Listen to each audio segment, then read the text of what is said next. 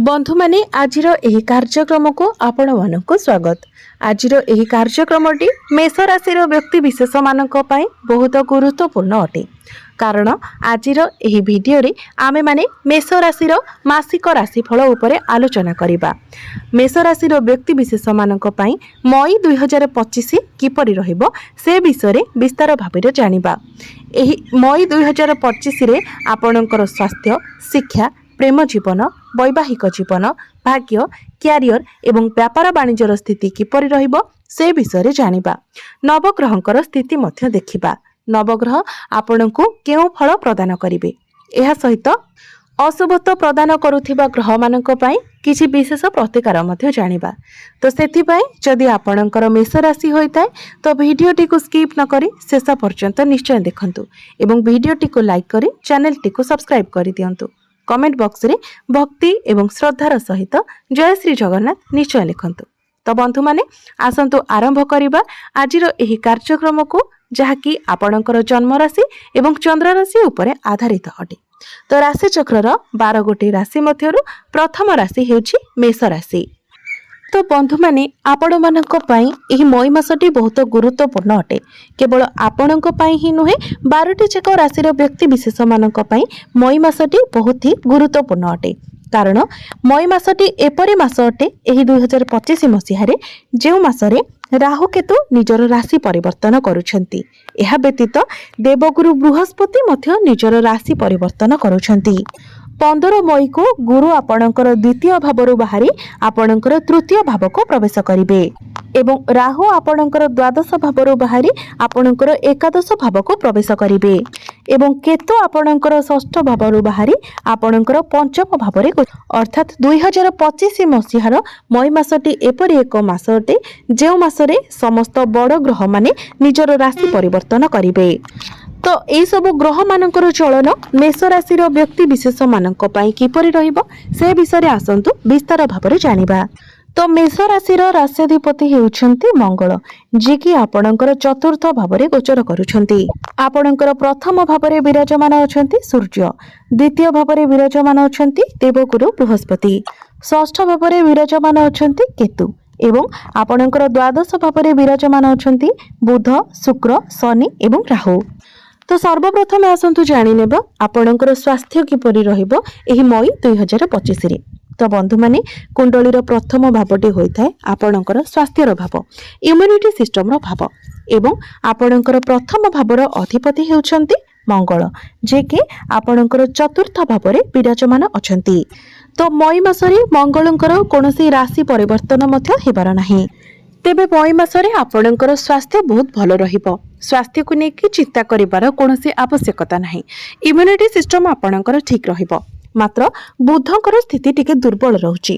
कारण बुध शनि एवं राहुंक सहित जेहेतु विराजमान अछंती तो बुध हेउछंती हमर त्वचार कारक ग्रह। सेथिपय आपणको केवल आपणक त्वचार ध्यान रखिबार अछि। अर्थात आपणको जेमिति इन्फेक्शन, एलर्जी एभली किछि समस्या न आसु सेथिपय आपणको सतर्क रहिबार अछि। नचेत स्वास्थ्य आपणकर बहुत भल रहिबो। एबे आसंतु जानिबा आपणकर शिक्षा क्षेत्र किपरि रहिबो एही मई 2025 रे। तो बंधु माने कुंडलीर पंचम भावटी होइथाय आपणक शिक्षार भाव। तो आपणकर पंचम भावर अधिपति हेउछंती सूर्य, जे कि आपणकर प्रथम भावरे विराजमान अछंती एवं प्रथम भावरे सूर्य उच्चस्थ मध्य अछंती एवं 14 मई को सूर्य आपणकर द्वितीय भावरे मध्य उच्चस्थ रहिबे। तो सूर्यंकर स्थिति बहुत भल रहुची एही मई मासरे। तो एही मई मासरे जदि आपणकर कोची एग्जाम रहुची ता आपणक पई बहुत भल रहिबो। विशेष करी 15 मई पूर्वरु आपणको अधिक शुभ फल प्राप्ति हेबो एवं सूर्य जेहेतु सरकारी कारक ग्रह अटंती तो जदि आपणकर गवर्नमेंट रिलेटेड किछि एग्जाम रहिची सेथिरे आपणको अधिक शुभ फल प्राप्ति हेबो। एहा व्यतीत जदि आपण कोनोसी एडमिशन किंबा फॉर्म फिलअप करिबा पई चाहुचंती तो आपणक पई समय अनुकूल रहिबो। एबे आसंतु जानिबा आपणकर प्रेम जीवन किपरि रहिबो एही मई 2025 रे।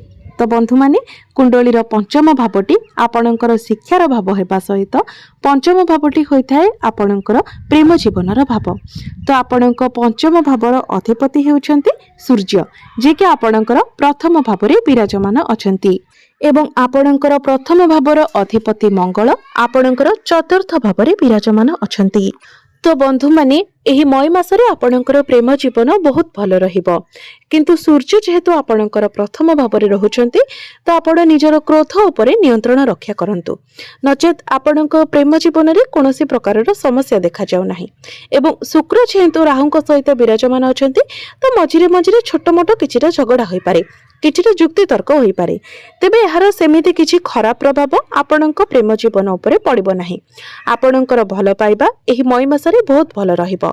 पूर्वर जदि आपणकर कथावार्ता बंद होई जायतिला किंबा प्रेम जीवन में किछि समस्या थिला तो ताहा मध्य दूर होई जिवो। एबे आसंतु जानिबा आपणकर वैवाहिक जीवन किपरि रहिबो एही मई 2025 रे। तो कुंडलीर सप्तम भावटी होइथाय आपणक वैवाहिक जीवनर भाव, आपणक जीवन साथीर भाव। तो आपणक सप्तम भावर अधिपति हेउचंती शुक्र, जे कि आपणकर द्वादश भाव में विराजमान अछंती। तो मई मासरे आपण निजर जीवन साथी सहित केउआडे बुलाबुली करबाको जाई पारंती। आपण दुहे मिसी कोनोसी प्लानिंग करि पारंती। फॉरेन रिलेटेड कोनोसी गतिविधि आपणकर होई पारे, किंबा आपण निजर जीवन साथी सहित धार्मिक यात्रा मध्य करि पारंती। तेबे शुक्रंक सहित राहु थिबा हेतु आपण निजर जीवन साथी मध्य टिके मुडी स्वभाव देखिबाको पाइबे। आपणकर जीवन साथी टिके अलसुआ होई पारंती। आपणकर वैवाहिक जीवन तो बहुत भल रहिबो, किंतु आपणकर जीवन साथी बेले बेले छोट छोट कथारे मध्य चिड़ी जाई पारंती। तेबे एहार कोनोसी खराब प्रभाव आपणकर वैवाहिक जीवन उपरे पड़िबो नाही। एबे आसंतु जानिबा सबुठारु महत्वपूर्ण विषय वस्तु आपणकर भाग्य, क्यारियर एवं व्यापार वाणिज्यर स्थिति किपरि रहिबो मई 2025 रे। तो बंधु माने कुंडलीर नवम भावटी होइथाय आपणकर भाग्यर भाव। आपणकर नवम भावर अधिपति हेउचंती देवगुरु बृहस्पति। तो गुरु आपणकर द्वितीय भाव में विराजमान अछंती। मात्र 15 मई को गुरु आपणकर तृतीय भाव को चलन करिवे एवं जेतेबेले गुरु आपणकर तृतीय भाव में गोचर करिवे तो आपणकर नवम भाव को अर्थात भाग्य भाव को देखिबे, जहाँ आपणको बहुत अधिक शुभ फल प्रदान करिवो। सप्तम दृष्टि रे गुरु नवम भाव को देखिबे, अर्थात 15 मई परे आपणकर भाग्य अधिक भल रहिबो। जदि पूर्वरु कोनोसी कार्य को नेकी आपणको मनरे किछि आइडिया थिला, कोनोसी काम पई आपण प्लानिंग करूथिले तो 15 मई परे से सब को आपण आगो को बढ़ाई पारिबे एवं से सबुरे आपणको सफलता मध्य मिलिबो। तो 15 मई परे आपण कोनोसी शुभ मांगलिक कार्य करि पारंती, किछि बड़ इन्वेस्टमेंट करि पारंती, कोनोसी नूतन कार्यर आरंभ करि पारंती, किंबा कोनोसी बड़ जिनिस आपण किना किनी करि पारंती।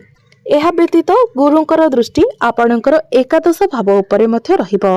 गुरु नवम दृष्टि रे आपणकर एकादश भाव को देखिबे, जहा कि सबु दिगरु आपणको लाभ प्रदान करिबो, कारण एकादश भावटी होइथाय लाभर स्थान। चाकरी क्षेत्र रे आपणको प्रमोशन मिली पारे एवं जदि आपण व्यवसाय करूछंती तो व्यवसाय रे मध्य आपणको लाभ प्राप्ति हेबो, आपणकर इनकम बढ़िबो। एबे आसंतु जानिबा आपणकर क्यारियर, आपणकर कार्य क्षेत्र किपरि रहिबो एही मई 2025 रे। तो कुंडलीर दशम भावटी होइथाय क्यारियर भाव, कार्य क्षेत्रर भाव।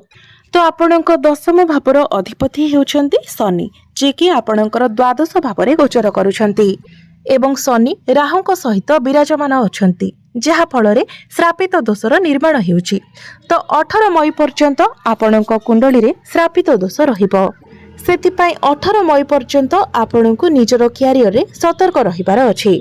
तरबरिया भाबरे निजर क्यारियर को नै आपण कोनोसी डिसिजन नियंतु नाही किंबा कोनोसी कार्य मध्य करंतु नाही। समस्त प्रकारर आर्गुमेंट ठारू मध्य आपण दूरे रहंतु, पॉलिटिक्स ठारू दूरे रहंतु। शनिको सहित राहु विराजमान थिबा हेतु आपण निजर क्यारियर रे फ्रस्ट्रेट होई जिवे, तो ए सब को आपण को कंट्रोल करिबार अछि। तो 18 मई परे आपणकर कार्य क्षेत्र तो भल रहिबो, मात्र शनि जेहेतु आपणकर द्वादश भाव में अछंती तो आपण कार्य क्षेत्र रे परिवर्तन करिवार चिंताधारा आपणकर मन को आसी पारे। आपण आपणकर क्यारियर को नेकी लॉन्ग ट्रैवल मध्य करि पारंती, विदेश यात्रा मध्य करि पारंती। आपणको उपरे कार्यभार अधिक रहिबो, रेस्पोंसिबिलिटी मध्य बढ़िबो, कारण राशि रे जेतेबेले शनि 7.5 किंबा शनि 2.5 चली थाए तो व्यक्ति उपरे कार्यभार अधिक रही थाए, रेस्पोंसिबिलिटी अधिक रही थाए। तेबे 18 मई को राहु जेतेबेले आपणकर एकादश भाव को चली आसबे सेतेबेले आपणकर कार्यक्षेत्र में प्रमोशन हो पारे किंबा कार्यक्षेत्र में जदि आपणकर पूर्वरु किछि प्लानिंग रही तो प्लानिंग को आपण कार्यकारी करें। तो आपण जेकोसी भी क्षेत्र में कार्य करूथांतु ना कहीं 18 मई पर आपणक पई समय भल रहिबो। ता पूर्वरु आर्गुमेंट एवं पॉलिटिक्स ठारू जेते पारिबे आपण दूरे रुहंतु। तरबरिया भावरे कोनोसी डिसीजन आपण नियंतु नाही। बिजनेस रो कथा जदि कहिबा तो मई मासटी आपणकर बिजनेस पई एवरेज रहिबो कारण बिजनेस रो कारक ग्रह बुध टिके दुर्बल स्थिति रे अछंती किंतु शुक्रंकर स्थिति भल रहिछि सेथिपाई व्यापार वाणिज्य रे आपणको मध्यम फल प्राप्ति हेबो। बहुत अधिक शुभ नुहे किंबा बहुत अधिक अशुभ नुहे। तेबे बिजनेस को नहीं आपणकर किछि खर्च बढ़ी पारे। बिजनेस रे आपण किछि नुआ प्लानिंग करि पारंती। तेबे आपणको जहाँ भी करिबार अछि आपण 18 मई पर जदि करंती आपणको पई भल रहिबो एवं आपणकर खर्च मध्य अधिक देखा जाउछि तो खर्च उपरे मध्य आपण नियंत्रण रक्षा करबा को चेष्टा करंतु। एबे आसंतु जानि नेबा किछि विशेष प्रतिकार विषय रे किछि उपाय विषय रे जो उपाय गुड़िकर पालन करबा द्वारा आपणकर जहाँ किछि अशुभत्व रहउछि से सब खंडन हेबो एवं आपणको अधिक मात्रा रे शुभत्व प्राप्ति होई परिबो। सेथिपाई जेहेतु आपणकर शनि 7.5 चलुछि तो शनिदेवंकर दुष्प्रभाव को कम करबा पई आपण प्रत्येक दिन शनिकर बीज मंत्र 108 थर जप करंतु। प्रत्येक दिन आपण हनुमान चालीसार पाठ करंतु। प्रत्येक दिन आपण चंद्रमांकर बीज मंत्र मध्य 108 थर जप करंतु एवं प्रत्येक दिन आपण उदित सूर्य को तंबा पात्र रे जलार्घ्य अर्पण करंतु। निश्चित भावरे शनिंकर दुष्प्रभाव आपणक उपरु कम हेबो एवं आपणकर जहाँ सबु बाधा विघ्न आसुची से सब दूर होई जिवो आपणको सफलता मिलिबो। तो बंधु माने आपणकर जीवन मंगलमय हेउ एहा ही ईश्वरक निकटरे मोर प्रार्थना।